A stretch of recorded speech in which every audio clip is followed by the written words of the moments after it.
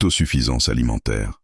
La structure économique de La Réunion reste profondément marquée par un modèle hérité de l'époque coloniale, une économie de plantation tournée vers l'extérieur, aujourd'hui maintenue artificiellement sous perfusion. L'exemple le plus frappant est celui de la filière canne, que les acteurs locaux et nationaux continuent de soutenir à coups de subventions, malgré une rentabilité de plus en plus contestée. Derrière ce soutien apparent, un système de dépendance s'est installé. Les agriculteurs sont maintenus dans une logique d'avance financière, puis pénalisés pour des objectifs de productivité difficiles à atteindre. Résultat, des demandes de remboursement, des trop perçus, et au final, un enfermement dans un cycle d'endettement et de contrôle.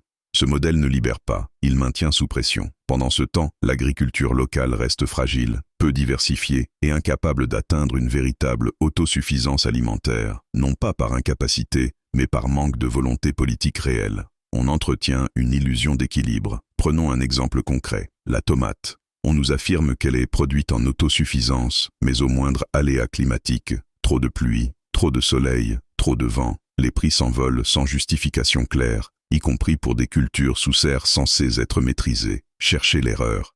Ce système profite à certains intermédiaires, mais pas aux producteurs ni aux consommateurs. Il entretient la dépendance aux importations et empêche l'émergence d'un modèle agricole résilient et stable. Le mouvement pour la justice réunionnaise, MJR, affirme qu'un autre chemin est possible. La Réunion a le potentiel pour tendre vers l'autosuffisance alimentaire, stabiliser ses prix et sécuriser ses filières agricoles. Mais cela exige une rupture avec les logiques actuelles, sortir de la dépendance, soutenir réellement la diversification et redonner aux agriculteurs leur liberté de produire sans être piégés dans des mécanismes d'endettement. Nous devons construire une économie ouverte, capable d'échanger avec notre zone régionale, de sécuriser ses approvisionnements et de protéger à la fois producteurs et consommateurs. Citoyens, agriculteurs, entrepreneurs, refusons ce système qui nous maintient dépendants et vulnérables. Rejoignez le mouvement, unissons nos forces et bâtissons ensemble une Réunion autonome, équitable et tournée vers l'avenir.